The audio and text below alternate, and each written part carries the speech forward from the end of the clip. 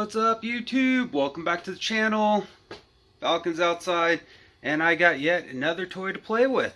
So, before I reveal it, buyer beware when you buy stuff.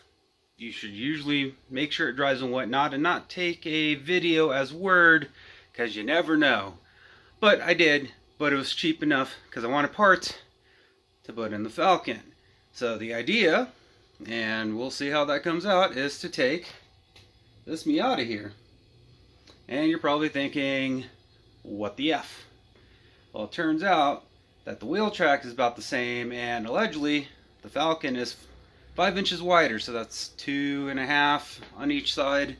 So I will cut the frame out of this and weld it into that, and same thing with the rear. So that will give me 4-wheel disc brakes, 4-wheel independent suspension, what is it, double A arms, and then everything for a fucking Miata is dirt cheap on eBay. So hey, there we are. I am going to use the suspension out of this, and maybe even that crappy little 1.6 motor, because it turns out that makes more than my 170, 2.6 liter, I think that calculates out to. And this is a 5-speed. That's a 3 on the tree. So I think I will actually lose weight, because all aluminum versus an iron 6. Even though it's a really teensy iron 6, might as well be an RB20 at that point, but at least those were turbos, and those things made 200 horsepower.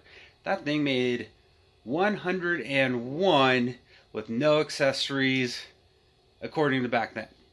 So God knows what it makes now. So hopefully you'll see videos of me cutting this up, and unfortunately cutting that up.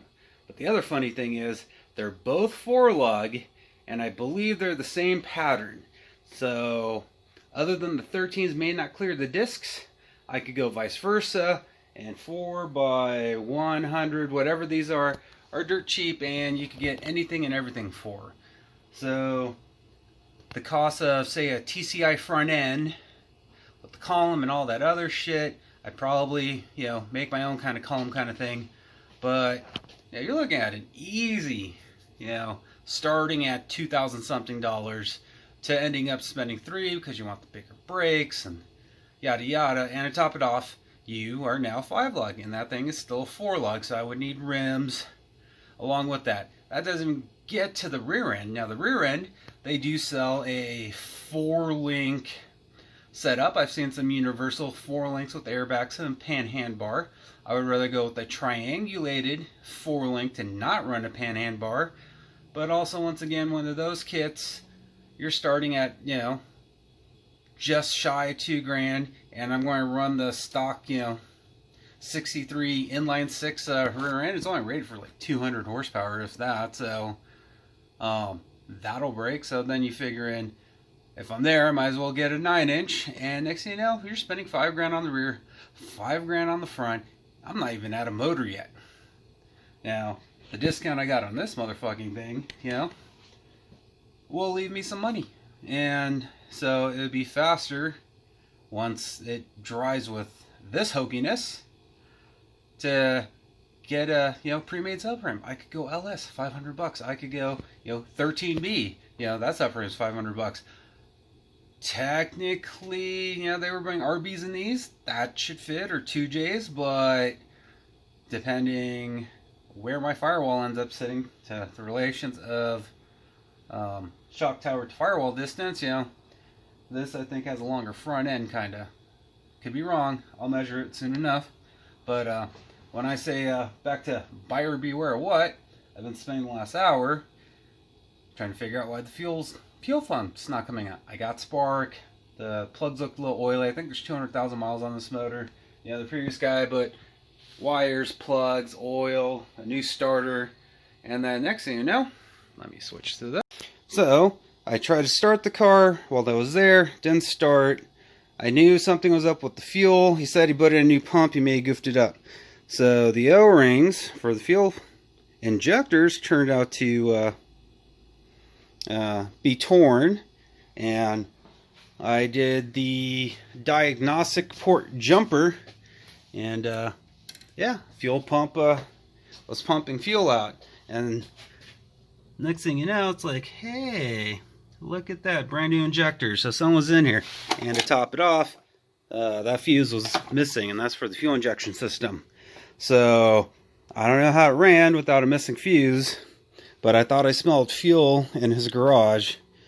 So anyways, I figured it out. So now if I turn on the key,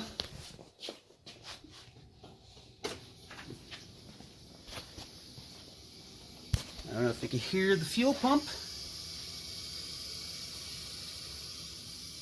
Oh, my sprinklers came on. Scared the piss out of me. I thought the fuel pump in the back blew up. But yeah, no fuel leak. Nice enough you gave me a jumper box and stuff. What did I do with that flashlight? Next flashlight. So it's still drying up. I had the fan going to dry up the floor too, but not a leak. I wiggled them back and forth just in case. And then how I fixed them was this Harbor Freight kit. I forget which side this baggie was in, but yeah, that one. So that was the 007s, and these are those vulcanized ones. And I bought these when I had the rotary motor because I thought my pedestal was leaking, and turned out to be the T-fitting adapter was jacked up. You know what, I'll just throw these in there for fun too. Yeah, I did have to play with a size or two to figure out what really works, and it turned out those actually fit the best. These smaller ones here did fit, but if you breathed on it, it was over. Now here's the one that's pinched. Focus.